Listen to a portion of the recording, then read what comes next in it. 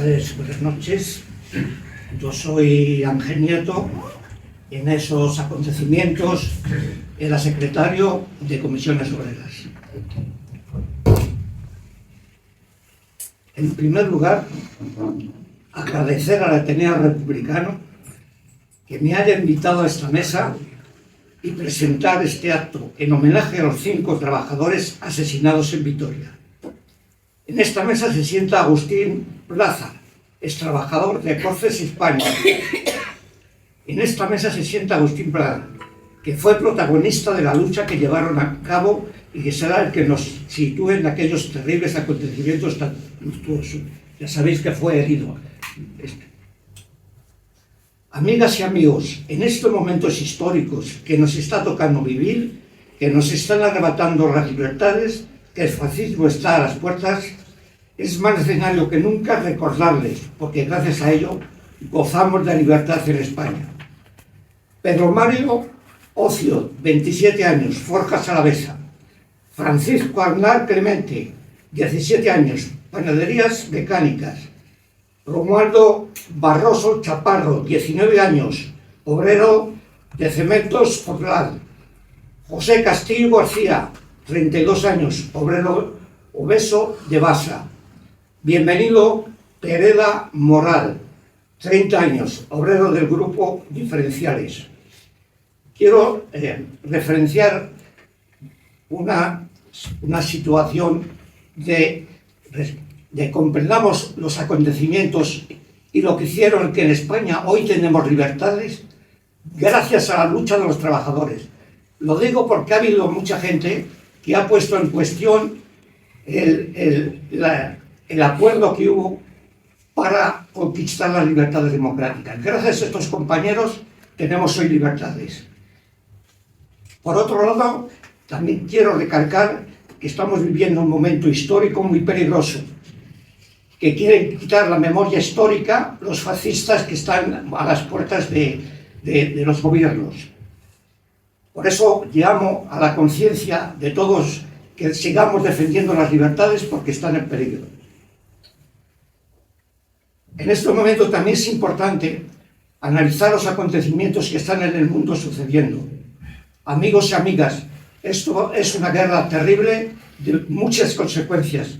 Tenemos que movilizarnos pacíficamente por la paz, porque está en peligro.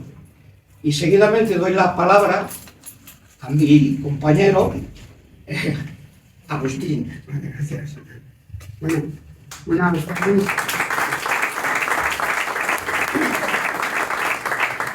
Buenas tardes, compañeras y compañeros. En primer lugar, gracias por asistir.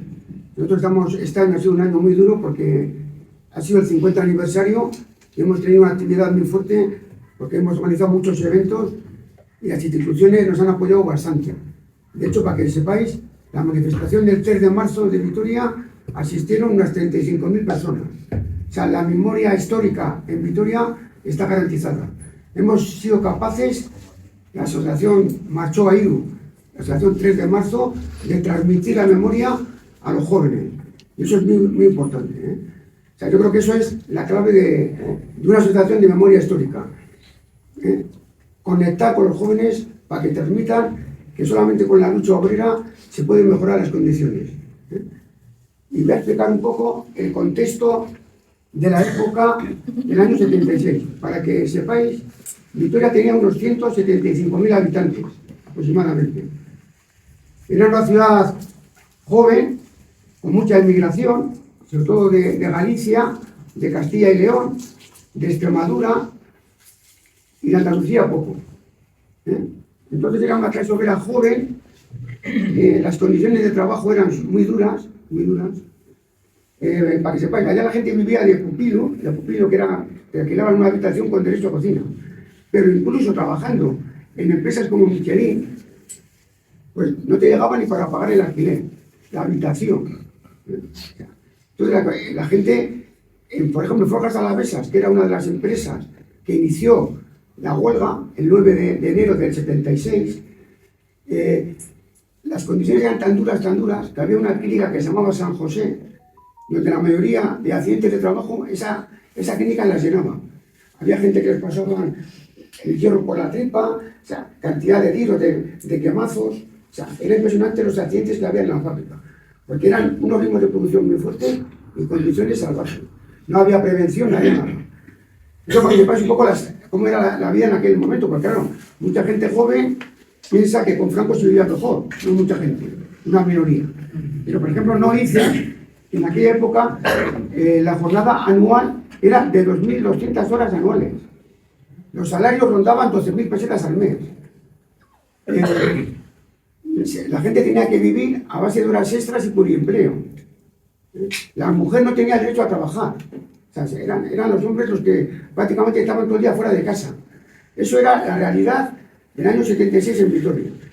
Pero claro, llega un momento que un grupo de gente activa en las empresas, pues se intentó organizar, pero era de una manera clandestina. Entonces se elaboró una plataforma reivindicativa entre gente un poco de todas las empresas y defendíamos una plataforma que era pues una subida entre 5.000 y 6.000 pesetas. La gente en Forjas Alavesas ganaba más que el resto, porque eran trabajos más duros. En Forjas rondaban las 18.000 pesetas. Pero eso no era el salario normal de Vitoria en la época. El salario normal eran entre 8 y 14.000 pesetas. Luego se pedían entre 40 y 42 horas semanales. Luego media hora de bocadillo. Luego mejoras sociales, 100% en caso de accidente y enfermedad y 100% de jubilación a los 60 años con el 100%. Y luego esa plataforma de alguna manera se unificaba, ¿no? Aunque no era uniforme para todas las empresas. Cada empresa tenía su propia reivindicación. Pero en general estas propuestas generales aglutinaron a la clase trabajadora, empezando por Forjas Alavesas del día 9, luego ya se unió Megosa, que ahora es Mercedes-Benz, y luego ya el resto de las empresas como Areitio era sobre todo mujeres, había estaba también, ¿cómo se llama esta empresa? Forte Hispania, Cablenor, bueno, había muchas empresas en Huelva, muchas, se fue extendiendo poco a poco. Entonces empezó la lucha y la alternativa era procesos de autoorganización obrera, es decir, cada empresa elegía a sus representantes, 2 por empresa, y esos se unían con el resto de las empresas. Y lo que hacíamos era, las asambleas generales se realizaban en la iglesia de Zaramaga, en la iglesia de San Francisco de Asís. Y ahí, pues cada dirigente intervenía con propuestas, pues cómo estaba la lucha en cada fábrica, qué problemas había, porque había despidos, había represión. Entonces, de alguna manera era una democracia obrera total, era un auténtico soviet en la época de la Revolución Rusa. Era impresionante. Era la lucha contra el sindicato vertical. Sindicato vertical, la gente rompió directamente, a pesar de que había jurados de empresa que también participaban, porque eran elementos de la clase obrera, pero el sindicato vertical lo retiramos para atrás, ¿no? Y ahí conseguimos pues, una reivindicación de la lucha cada día. Salían manifestaciones, columnas obreras en todos los barrios obreros, unas manifestaciones pues, de 3.000, 4.000 personas por cada barrio. Eran impresionantes. Se convocó el primer día, la primera huelga general fue el día 14 de febrero, pero fue una huelga que salió muy desigual, porque había muchos problemas, había mucha represión, la policía continuamente interviniendo, daba palizas a la gente, pegaban a mujeres embarazadas, a todo el mundo, era un auténtico desastre. Luego se convocó otra huelga que también salió desigual, pero el día 3 de marzo la huelga fue impresionante, pararon prácticamente la mayoría de la clase obrera de Vitoria-Gasteiz. Ya por la mañana se generó había un ambiente gris, donde ya hubo mucha represión, hubo heridos de bala, y a la tarde, a las 5 de la tarde exactamente, yo había quedado con un amigo, que era compañero mío de Farca, porque era miembro de la comisión representativa. Entonces, pues fuimos a la asamblea, ¿no? Ya una vez que estábamos la mayoría dentro, aproximadamente eran unos 4.000 trabajadores, pues ahí entró la policía y ya no permitió entrar a nadie más. Empezó a tirar botes de humo, claro, la gente se ahogaba, se asfixiaba dentro, era imposible aguantar. Una parte de la gente sí que se metió en la sacristía, pero otra parte de la gente tuvo que salir por las ventanas, porque se asfixiaban, así de manera... Pues al salir fue cuando la policía pues, empezó a dar palizas a diestros y a siniestros, ¿no? Fue impresionante, pues hubo más de 100 heridos de la mayoría de bala, había barricadas por todo Vitoria, los de fuera, los compañeros, estaban tirando piedras a la policía para que dejaran espacio, para que nosotros pudiéramos salir para echar a correr, ¿no? Vamos, era impresionante. A mí en concreto me rompieron el ojo, el tabique nasal, me ingresaron en la clínica de Arana en Vitoria, estuve 8 días ingresado y luego estuve 40 días de baja y luego ya me incorporé a servicio militar en Cáceres, en el campamento de Santana. Y más o menos eso un poco fue la historia un poco reducida. Pero aquí la clave de todo, la clave, que para mí es lo que hay que recuperar, es la memoria histórica. Hay que denunciar que no ha habido justicia, que eso está claro, que el Estado no nos ha reconocido como víctimas, sino como abusos policial, cuando fue un crimen de Estado, fue terrorismo de Estado. Nosotros seguimos defendiendo que se juzguen a los culpables y que haya una justicia. No queremos dinero, el dinero no resuelve los problemas, lo que queremos es que se busquen a los culpables y se les juzga. Pero hemos sido capaces de explicar a los trabajadores que es necesario la automatización, que la asamblea decida. Ahí cada empresa era la comisión representativa. No se decidía nada si la mayoría de los trabajadores en la votación no lo decidía. Si había alguien que se vendía, le echaban en el comité y le elegían a otro trabajador. Era continuamente una representación real del movimiento obrero, sin burocracia. Y se consiguió, para que sepáis, en Vitoria empezó a raíz de esa huelga, del 3 de marzo, un conflicto que duró desde el 9 de enero hasta el 3 de marzo, en alguna empresa el conflicto se alargó más, pero las mejoras fueron sustanciales. En Vitoria se empezó a ganar la gente salarios más decentes, los convenios se firmaban, hubo subidas hasta un 26%. De hecho, ahora en Vitoria, para que sepáis, las jubilaciones más altas del Estado español están en Vitoria y en el País Vasco en concreto. Pero no es por casualidad, no es porque la patronal de Euskadi sea más sana, no, es porque la gente en los convenios colectivos ha conseguido mejoras sustanciales que han tenido que cotizar a la seguridad social, lo que cada uno ganaba de manera real, no en dinero B. Entonces, esas conquistas nos las quieren quitar ahora. Entonces, tenemos que aprender de la historia de que todas las mejoras sociales que tenemos es en base a la lucha de la clase trabajadora y de la juventud. Nadie nos ha regalado nada.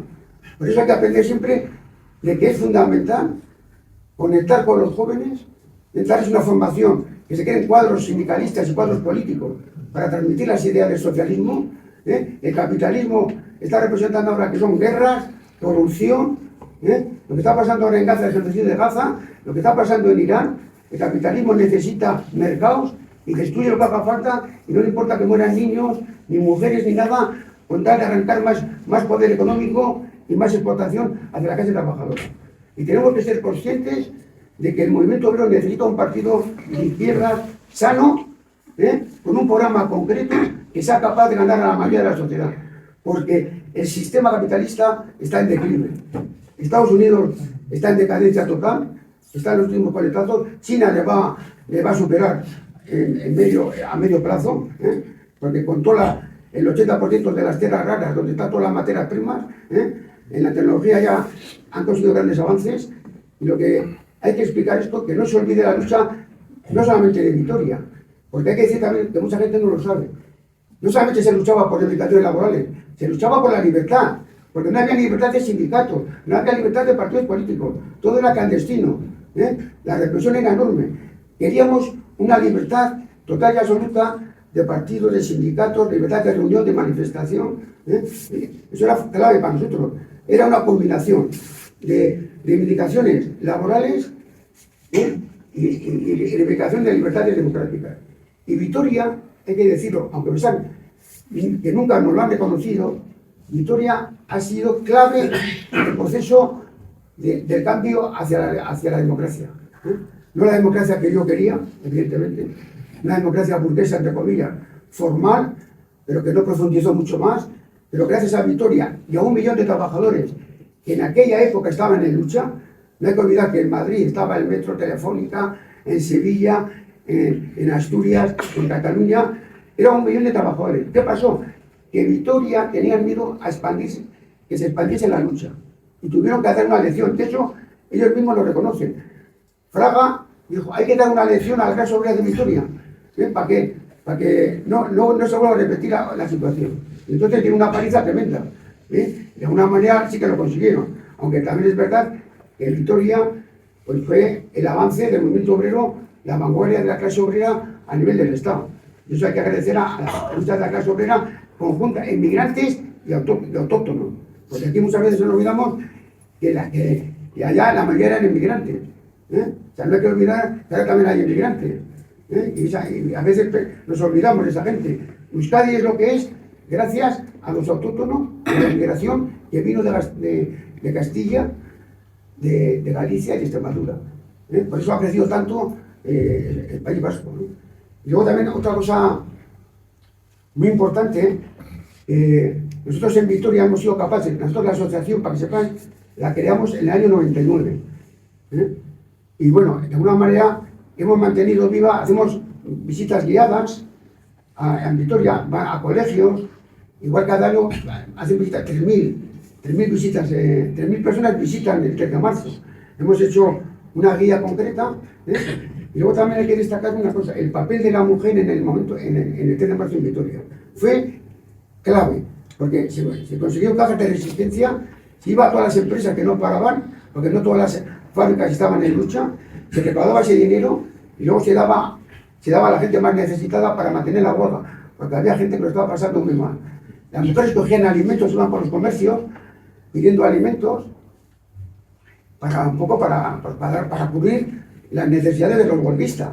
Entonces, eso fue para mí el papel de la mujer en la lucha del 3 de marzo fue clave. Y eso tampoco se reconoce. O sea, hay que reconocer que solamente cuando la clase obrera se unifica y lucha, hombres, mujeres y jóvenes, la victoria está asegurada. Y no hay que perder nunca la moral. A pesar de que ahora está Vox y el PP caerán, porque la derecha no tiene alternativa más que la explotación de la clase trabajadora. ¿Es? El liberalismo, privatización de la sanidad, de la educación, no hay una alternativa clara para mejorar las condiciones de vida de las masas. Y eso es así. O sea, lo que mantienen el poder es para dar más dinero a los ricos. De hecho, ahora mismo, para que sepáis, las grandes empresas están dando más dinero que nunca. Hay más desigualdad social que nunca. Se está maquillando el paro con más contratos a tiempo parcial. Hace 10 años los contratos a tiempo parcial eran 800.000. Ahora hay 1.800.000. Claro, hay más trabajo, pero con salarios de 400, 500 euros, hay gente que trabaja 4, 5 y 6 horas. Pero eso no te da para vivir. Porque hoy todo el mundo sabemos que el tema de la vivienda es fundamental. La vivienda hoy para los jóvenes está prohibitiva. No solo en Vitoria, es en todo el Estado, porque a nivel europeo. Hay que luchar por un plan de viviendas sociales asequibles para que todos los jóvenes se puedan independizar. Y un salario mínimo, en Euskadi hubo huelga general el día 17, una huelga con bastante apoyo, y se defendía con el único punto de orden del día, era 1.500 euros de salario mínimo. Y la huelga fue muy efectiva, a pesar de que hubo 2 sindicatos que no se adherieron. Pero la gente salió, y la manifestación fue impresionante. Te voy a decir que si hay una alternativa clara, si hay unos partidos claros, de izquierda, que defiendan un programa socialista, las masas siempre apoyan a los trabajadores. Siempre. Eso es mi experiencia personal. Siempre que en un comité de empresa ha habido unidad y ha habido una plataforma reivindicativa, la gente la ha apoyado 100%. No quiero decir nada más, alguien quiere intervenir. Sí, yo quería decir una cosa.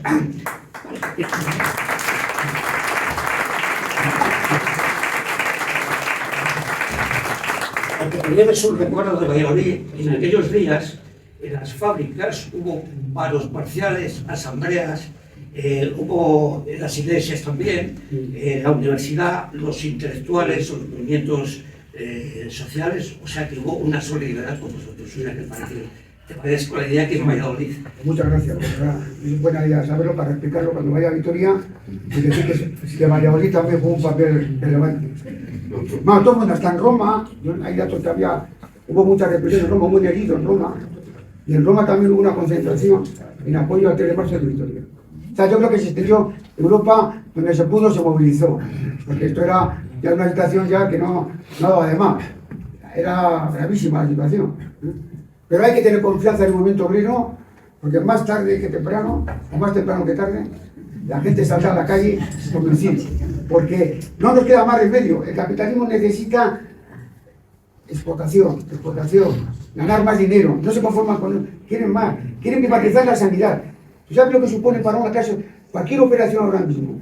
Si el día de mañana la sanidad la privatizan, muchos mayores se van a morir porque no tienen capacidad económica para pagar una operación.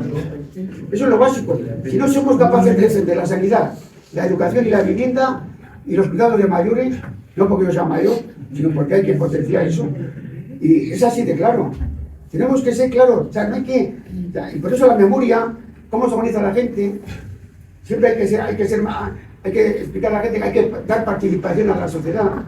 No se puede decir cuatro decidan por todo, eso no se puede hacer, porque eso no implicas a la gente.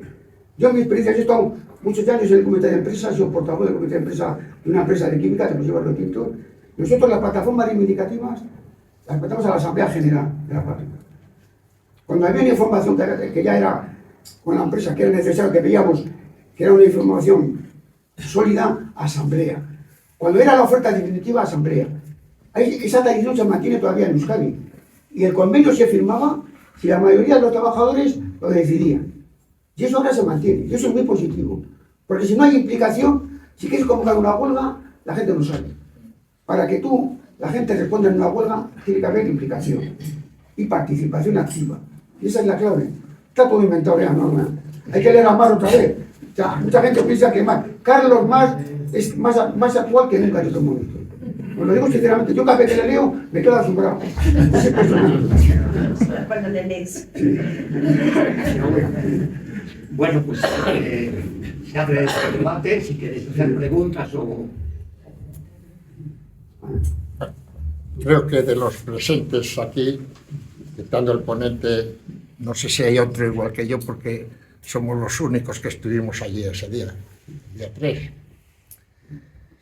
Y como le he dado al ponente cierta prueba, ya los disparos fueron antes de las 2, por lo menos antes de las 2 de la tarde, ¿correcto? Vale. Respecto, no quiero entretenerme mucho, porque yo estuve allí. Bueno, respecto de las empresas, yo lo conozco de buena tinta por otra serie de circunstancias que hubo algunas que no se adhirieron mucho a la huelga. Concretamente, te voy a poner, ya que has hablado, que has estado en el tema químico, yo soy químico.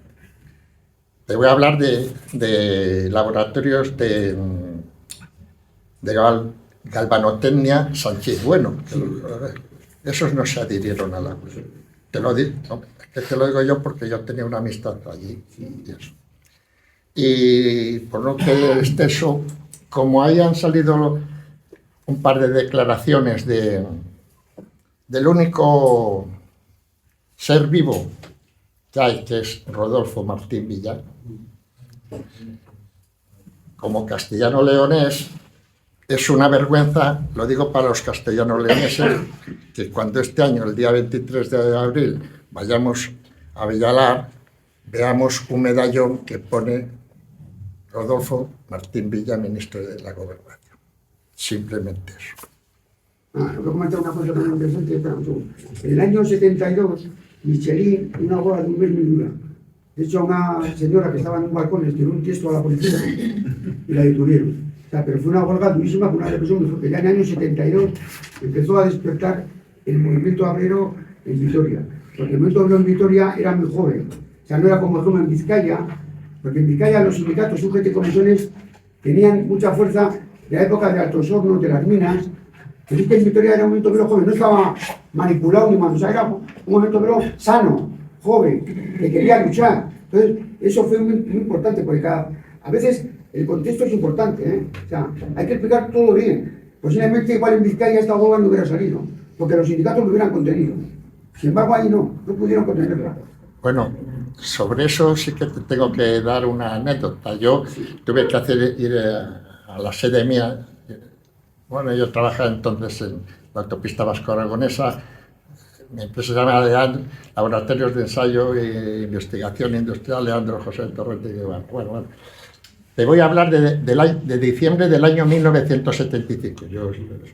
Bueno, pues ahí yo ya las huelgas que hacían los trabajadores de Patricio Echevarría y la naval, yo he visto coger una tanqueta, estoy hablando diciembre del 70, una tanqueta con la pluma y tirarlas eso. O sea que ya en el País Vasco, hablo de Bilbao, ya había una lucha obrero fuera. Eso lo he visto yo. Nada más. Bueno, en primer lugar, pues enhorabuena a los que han organizado esto y en especial a la Asociación 3 de Marzo, a la conozco, soy de Gasteiz, porque el mantener viva unos hechos como ese, como ha dicho ahí el compañero, son reflejo de muchas cosas que yo creo que no se le da la importancia que realmente tiene, y mantenerlo vivo, eso es importantísimo, sobre todo para futuras generaciones, ¿no? Hay una cosa que sí soy un poco crítico en ello, lo mismo en el reportaje, cuando se habla, tú lo has dicho claramente, la palabra, pero otros no dicen fallecidos, muertos. Esto ya estoy harto de escuchar en medios de comunicación, verlo y tal, ¿no? No, son asesinados. Y yo creo que estamos excesivamente prudentes. Hay una cierta hora, como digo yo, que se la coge para mi punto de vista, con papel de fumar, como suele decir. Es que no sé, que parece que tenemos miedo a las palabras. Son asesinados. Y luego otra cosa que nunca olvidamos, siempre se ha puesto fraga. Pero yo he hablado con gente, supuestamente de izquierda, entre comillas, digo, pero ¿por qué siempre con fraga? Da la casualidad que Fraga, en ese momento está de vacaciones, y el que cubrió el puesto fue Adolfo Suárez, el demócrata, el que ha muerto como el mayor demócrata, que era secretario general del movimiento, y para ser secretario general del movimiento, en el franquismo había que ser uno de los mayores impresentables y fascistas de los tiempos. Pero nadie habla de Suárez, de Fraga. Y Fraga y Martín Villa son asesinos. No hay otra connotación, aunque haya muerto uno de ellos como demócrata y otros como demócrata. Entonces, gracias por esa aportación que estáis diciendo, porque yo se lo viví muy directamente, porque toda en aquella época vivía embarcado en Vizcaya. Nada más que pasó eso, empezamos a movernos para eso, y fue una respuesta popular terrible, que luego es cuando murió el compañero Basauri y tal y cual. Un ejemplo, lo siguió muchos, porque lo mismo que enterrar en Cataluña, bueno, yo creo que hubo un movimiento a nivel europeo, ¿no? Pero que es importante no olvidarlo. Pero pongamos las palabras, por favor, nadie, sea de un partido o de otro, diga fallecidos, muertos, son asesinados. Vamos a hablar claro como son. Eso es como ahora cuando quiere echar una empresa a gente y hay ajuste, no le son despidos. Por favor, aquí hay que dulcificar el lenguaje. El lenguaje hay que dulcificarlo. En Vitoria también toda la burguesía vasca llama los sucesos del 3 de marzo. Sucesos no, crímenes del 3 de marzo, matanzas del 3 de marzo, asesinatos del 3 de marzo, terrorismo de Estado, porque fue planificado. O sea, ya dijeron la mañana que iban a por nosotros, estaba ya planificado. No es algo que sale de un moneda instantáneo, no. Estaba planificado que había que a la gente darle una lección. Y de hecho, ellos mismos reconocen que fue la mayor masacre de la historia, la mayor matanza, reconocen que ha sido, la policía mismo lo reconoce. ¿Qué más para juzgar a esta gente? Para que aquí hay impunidad. Y anoche hemos estado en Argentina, yo estoy en Buenos Aires, soy uno de los querellantes de la querella argentina con la jueza Servini, pero ¿qué pasa? Que el proceso de la querella argentina, el gobierno español lo ha autorizado, incluso lo ha archivado. Pero ahora mismo Rodolfo Martín Villa tenía que haber sido juzgado por la querella argentina, pero lo han parado todo. O sea, quieren todo dulcificar. Y ahora mismo el gobierno del Estado nos quiere dar más dinero para callarnos la boca. Nosotros no queremos dinero, nosotros queremos justicia. Esa es la idea central, y que se juzguen a los responsables. Y que el Estado reconozca su responsabilidad, a pesar de que el PSOE no tiene la culpa en aquel momento, pero como tal Estado tiene que reconocer que fue una masacre. Eso es así. Es que si no, estamos todos dulcificando al fascismo y a la extrema derecha, eso no puede ser. Pero una cosa, como aclaración, es decir, que estamos siempre justificando, ¿no? Y decimos que la derecha, la extrema derecha. A ver, en 50 años, más de la mitad ha estado gobernando, entre comillas, la izquierda. Sí. Y se han callado. No, está claro. A ver, han mirado para otro lado y vamos a dar el rollo.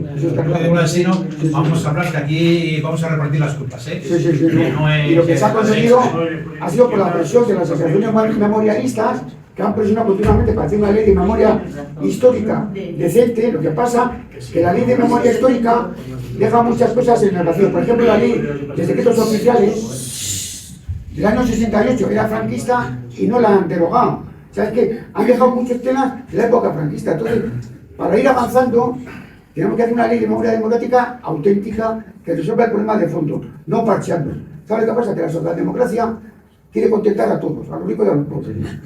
Aquí, o está toda la clase obrera o está toda la burguesía. No vale estar en el medio. Yo nunca estoy en el medio.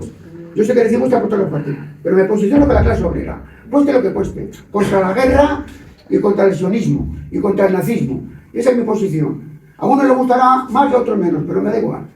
Pero es que no, la socialdemocracia que queda con Israel, con los otros y con Trump. No, Trump es un asesino y un nazi. Y eso es así. Es un tarao. Detrás de él están todos los ricos que quieren machacar. Eso ya lo sabemos. Te quiero decir que el lenguaje hay que dejarlo claro desde el principio, porque si no, somos parte de la otra parte. Y hay que denunciar los hechos, y punto. Y siempre, si vas claro por la vida, ganarás gente. Si andas a medio gas, al final, unos te desprecian y otros historia. Y no puede ser así. Hay que ser siempre claro en esta vida. Cueste lo que cueste. Es así. Y mira, el otro día ha demostrado como victoria 35.000 personas en la calle. Una ciudad que tiene 263.000. O sea, eso es impresionante. O sea, y cuando gana el Alavés y el Baskonia al baloncesto, tiene tanta gente. Yo creo que hay que estar contentos. Y como te Y sobre dije, todo, gente con los jóvenes. como te dije al año siguiente, Sí. en la explanada de la catedral, Sí. pues ya viste cuando pegaron la carga, Sí. lo que pasó. Sí. Hablo del 77. Y luego también hay que comentar otra cosa, que todos los años conmemoramos, ha habido mucha represión, incluso en democracia. Nos han dado leña por todos los sitios. O sea, nos han dado, a la asociación de marzo nos han dado, pero bien. La China, vamos, son más fachas que la Guardia Civil, lo que te pagan en euskera. Son más fachas que su puta madre. De hecho, hay muchos que llevan aquí la bandita española. O sea, que son infiltrados de Vox y del PP infiltrados ¿sabes? Para reprimir a la clase trabajadora. Eso es así. Eso sí, les han subido el gobierno vasco 4.000 euros al año. Están ganando casi 3.000 euros al mes por dar hostias.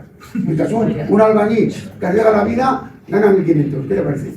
El mundo al revés. O sea, gana más un China en Vitoria que un médico, que una enfermera, que un abogado, que un maestro. O sea, es impresionante. Cómo se prima a la policía siempre para reprimir a la clase trabajadora. Porque no tiene otro objetivo, Mira, cuando vienen los de Vox o vienen las tomas de esa Vitoria, la China les protege.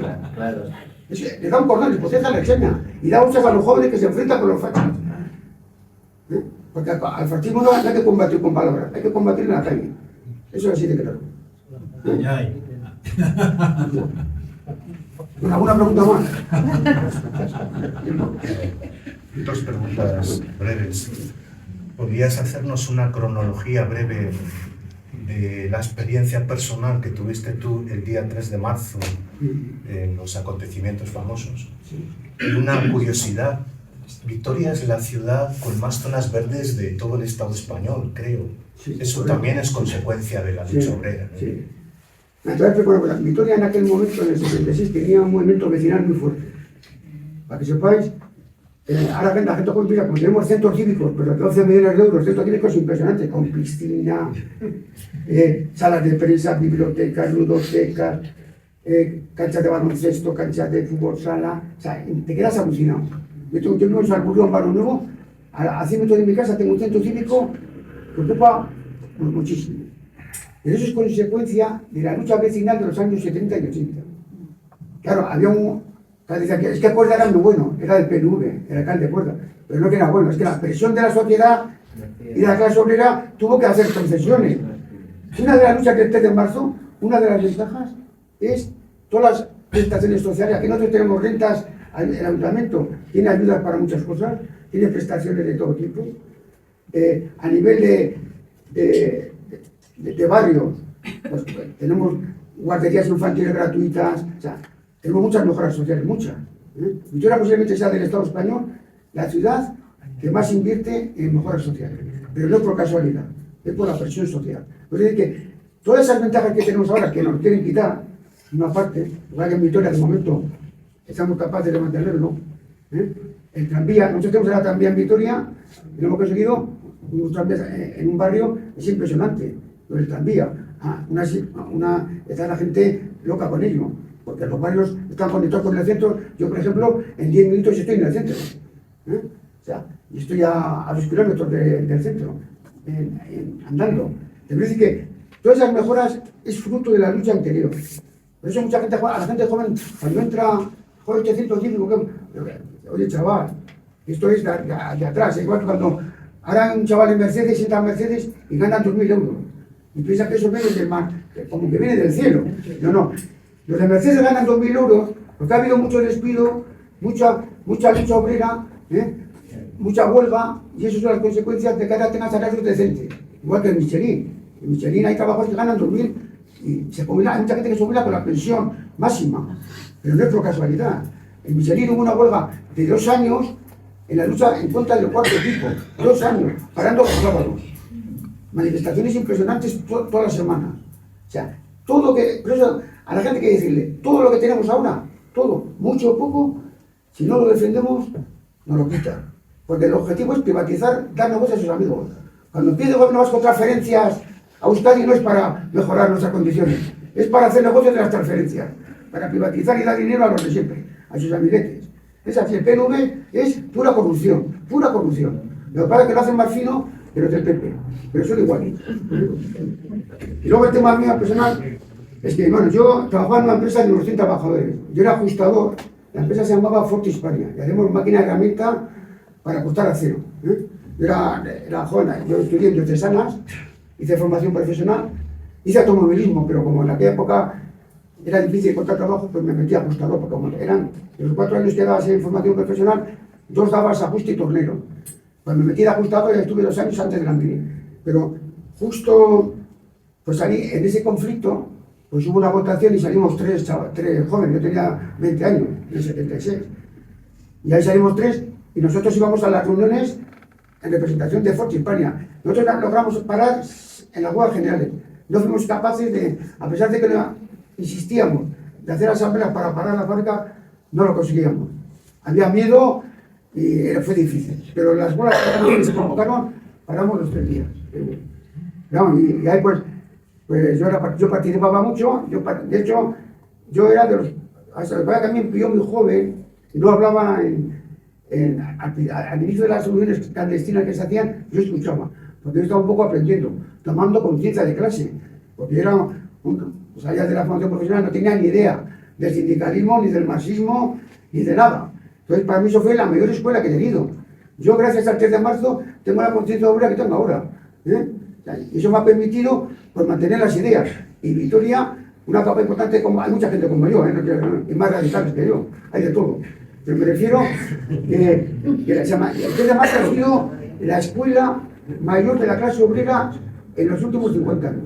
La escuela real, porque ahí no es sobre la teoría, porque lo que hay que combinar teoría con práctica. Pero es que eso fue la práctica auténtica.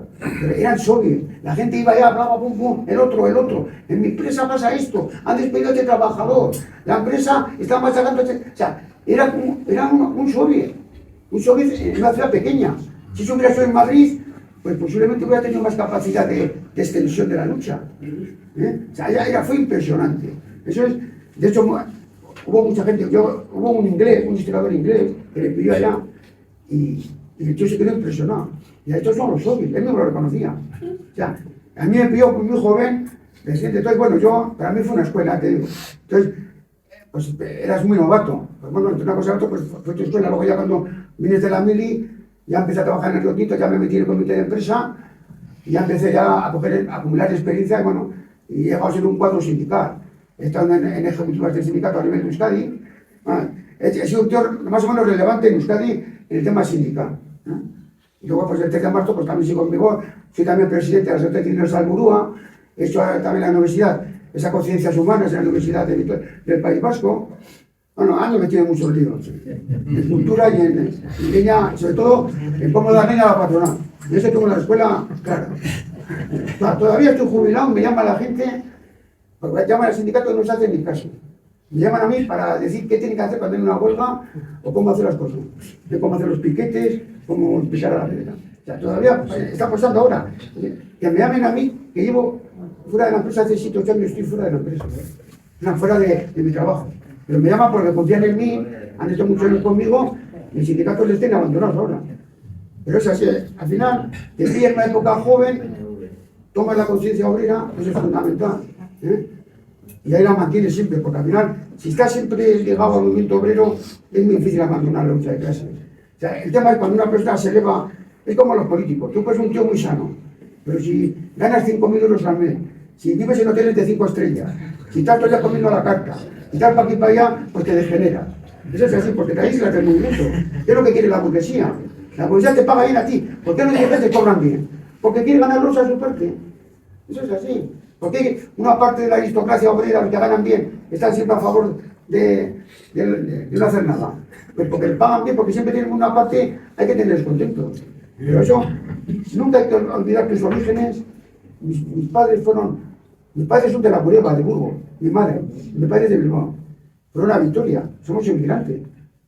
Y nosotros vivíamos en una habitación, mi hermano y yo, mi padre y mi madre, en una habitación 4 personas.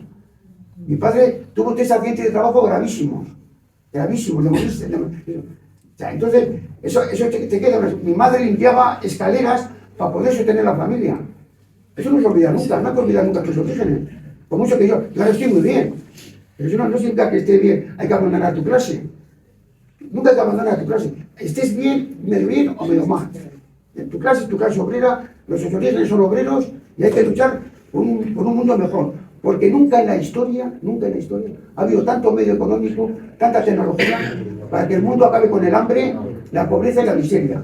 Ahora todo el mundo puede vivir decentemente si se quiere. Pero como una minoría quiere cogerlo todo, pues al final tiene que haber pobreza y miseria y guerras. Eso es así. El sistema funciona así. En más palabras, he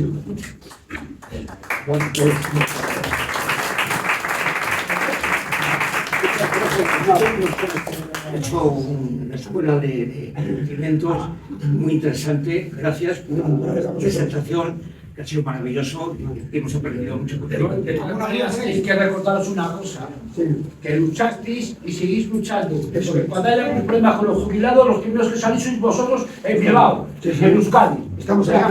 Que nos venga a darnos a nosotros clases. Nosotros todos los lunes a las 12 en la Plaza Nueva, vosotros. nos manifestamos todos los lunes. Exactamente. Que no luchasteis, seguís luchando. O sea, que no sabéis pararos. No. O sea, que además somos la gente. Además es curioso, los manifestantes jubilados que estamos ahora todos los lunes a las 12 son los mismos del 3 de marzo. No te fijas.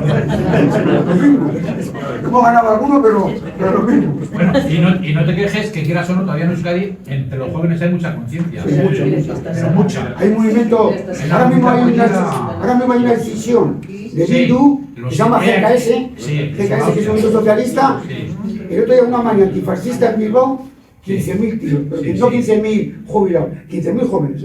Y no les da vergüenza hablar de comunismo. Eso, el comunismo es su base. O sea, eso es la hostia, 15.000 tíos, una manifestación antifascista. O sea, eso demuestra la fuerza que tiene la clase obrera y el movimiento obrero. ¿Qué le pasó al puto Quiles en Navarra? Que se tuvo que marchar con ellos porque fueron por ellos. Eso, Lo que pasa es que salía a la calle y luchar, y seguir luchando. Eso. Y iba a la clase trabajadora. Ay. Bueno, ¿alguna pregunta tenéis? No os cortéis, Sí, yo quería señalar una cosa de lo que has dicho tú que me parece importante y que queda como así. Es importante la memoria histórica, pero la memoria histórica no solo de los asesinatos. Eso es. La memoria, lo has dicho tú antes claramente, fue algo planificado. Y fue algo planificado y en Vitoria. Y fue planificado en Vitoria por algo. Y es por lo que estabas diciendo tú, por una determinada forma de lucha. Exactamente, eso. Una forma de lucha desde abajo, asamblearia, en la cual participaba la gente, sin burocracias, en la cual los sindicatos estaban sujetos a lo que opinaba la gente en las asambleas. Y eso, que no solo se daba en Vitoria, en Valladolid hubo la experiencia de las luchas de Fasa, hubo todavía posteriores luchas, las luchas de SEAT en Barcelona. Era una tradición de lucha que se estaba marcando, que se estaba señalando y que conseguía victorias. Eran huelgas que eran solidarias también, que no era la huelga de los 4 duros de una empresa, sino eran huelgas que tenían contenido y de apoyo, en las cuales había cajas de resistencia y había solidaridad. Bueno, pues eso es lo que intentan cargarse en Vitoria. Y en gran parte lo consiguen, porque después sí que, y tenemos la experiencia aquí en Valladolid, de huelgas de ese tipo, nos acordamos de la huelga de la limpieza, o de la huelga de la construcción, o huelgas posteriores, unos años, en esa línea asamblearias desde abajo y en las que se conseguían las cosas. Pero, y en eso vencieron, y en eso consiguieron ellos lo que pretendían. La lucha de Victoria, los sucesos de Victoria, los sucesos, los crímenes. los crímenes de Victoria marcan un punto de inflexión, porque a partir de los crímenes de Victoria empieza a funcionar otro tipo de sindicalismo, otro tipo de lucha y otro tipo de planteamiento. Se firman los pactos de la Moncloa, se establecen la financiación de los sindicatos. Tenemos sindicatos que muchas veces parece que trabajan más para la empresa que para los trabajadores. Y eso lo tenemos aquí todavía. En Euskadi, por suerte, parece que la dinámica es distinta, pero aquí así nos luce el pelo. Nosotros, para que sepáis, es que nosotros en Vitoria, bueno, en Euskadi un poquito, logramos luchar contra los topes salariales de la época. Sabes que los pactos de la Moncloa fueron un tope salarial. Pues en Vitoria se consiguió superar las subidas por encima de los topes salariales. Y luego había una cosa muy interesante, que el 3 de marzo creó efectos durante ciertos años, no sé exactamente cuántos años, del 77 hacia el 85 más o menos, calculo, para que una empresa despidiera a un trabajador se les veía y se les deseaba, porque si despidieran a un trabajador de Forjas, iban todas las empresas de Vitoria, todos los delegados, a la puerta de la empresa a manifestarse en contra para que ese trabajador fuese admitido. Pero fue impresionante, hasta que se perdió esa lucha, pero para mí eso fue la clave. La patronal tenía miedo a despedir a la clase obrera. Estaban acojonados porque la respuesta era masiva del resto del movimiento obrero, de los delegados de otras empresas, porque los sindicatos convocaban a todos los delegados para apoyar a ese trabajador despedido. Y eso se perdió. Que si eso se hubiera mantenido, cualquier patronal, igual, tantos despidos que hay ahora, igual no hubiese tantos despidos. Posiblemente se hubiera reducido a la misma expresión.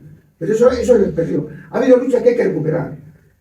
Porque la patronal ahora no tiene un despido fuera. Además, ahora mismo te pueden bajar el sueldo simplemente con decir que piensa que va a haber pérdidas el próximo año. O sea, simplemente por previsión de pérdidas te pueden bajar el sueldo. ¿Pero qué pasa? Cuando había ganado tela, no había partido nada. O sea, los sueldos no se pueden tocar. Y tiene que haber un freno. Eso de que te pueden bajar el sueldo, esa reforma laboral, hay que eliminarla. Y pasa como en Europa. En Europa, el despido improcedente elige el trabajador, si entra a trabajar o no. En España decía el empresario. ¿Pero qué pasa? Si hay un despido improcedente y tú tienes razón, tú eliges. Si te quieres quedar o te llevas la pasta. Pero no aquí elige el empresario. Salvo si eres delegado o no. Si eres delegado, elige el delegado. Eso es un atraso en la ley. Claro. Es que hay que cambiar las leyes a favor. Lo que pasa es que cuando están los buenos de izquierda, no cambian. No modifican todo lo que hay que modificar. No, claro. ¿Qué nos pasa? Lo de siempre. Hombre, que es una cosa, hay que ser crítico, hay que ser objetivo. Las mayores, o sea, todo lo que han hecho estos gobiernos llamados progresistas, si los hubiese hecho el PP, las calles parecerían sanjuanadas, estaríamos todos en la calle llamando todo. Está claro, Eso está claro, porque además ha habido épocas, el PP estaba ahí, yo lo vimos además en Euskadi, la reconversión industrial fue el PSOE. Y cerró la Naval, que era la empresa naviera que más trabajo tenía, la cerró. Euskalduna. La Rivera, otra, Euskalduna, no. Entonces, cuidado, en la derecha tal igual, pero tiene unos tontos útiles para hacer entran ellos, hacen la limpieza y luego entran ellos. Y era cuando se iban turnando y ahora está cayendo el mismo error. Queda bien. Pero cuidado, hay que ser objetivo. ¿Quién ha dado hostias en estos viajes? A los amigos de Felipe González venezolanos. Se les metió, por ejemplo, galerías especiales. Sí, por eso hay que decir que tenemos que ser objetivos si queremos realmente lo que dice aquí. ¿Alguna pregunta más tenéis en concreto?